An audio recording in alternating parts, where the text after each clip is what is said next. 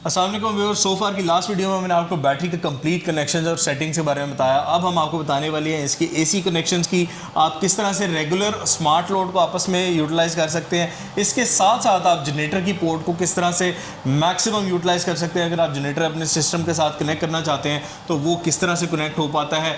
गुलाम फरीद मेरे साथ मौजूद हैं और हम इन्हीं से सीखेंगे आज कि ये किस तरह पॉसिबल हो सकता है। Over to you Ghulam Farid. बहुत शुक्रिया सलमान भाई।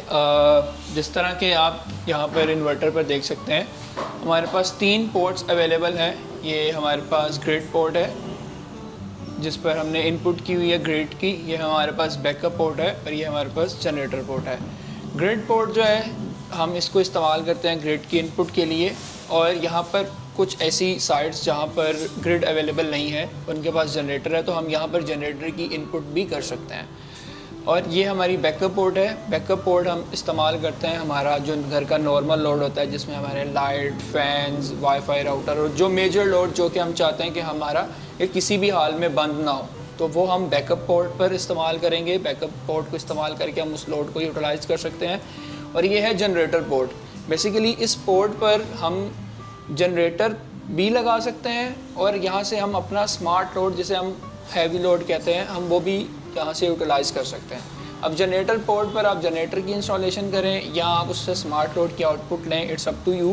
बट अगर आप इस पर से स्मार्ट लोड की आउटपुट ले रहे हैं तो स्मार्ट लोड की आउटपुट में आप इस पर हैवी लोड यूटिलाइज़ करेंगे, जिसमें आपके एसी, आपका फ्रिज, आपके माइक्रोवेव ओवन, जो कि आप बैटरी की एक सर्टन परसेंटेज पर उसको इस्तेमाल करना चाहते हैं। तो ये 3 पोर्ट्स को मैंने आपको एक्सप्लेन कर दिया। अब मैं आपको ये बताऊंगा कि आपने इन पोर्ट्स को एनेबल कैसे करना है और इसको यूटिलाइज़ कैसे करना है। उसके लिए हम इन्वर्टर की स्क्रीन पे जाएंगे।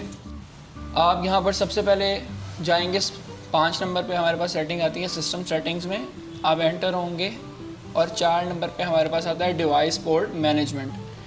अब 3 नंबर पे हमारे पास शो हो रहा है ग्रिड। अब इसको एंटर करेंगे। ग्रिड के ऑपोजिट ग्रिड लिखा होगा, आप इसे एंटर करेंगे। इट मीन्स कि आपकी ग्रिड की पोर्ट जो है वो है अनेबल हो गई है।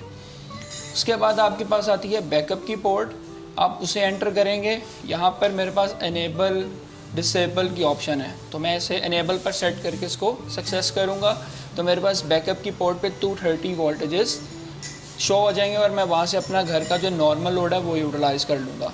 उसके बाद मेजर सेटिंग आती है हमारे पास 5 नंबर पे जनरेटर की पोर्ट की।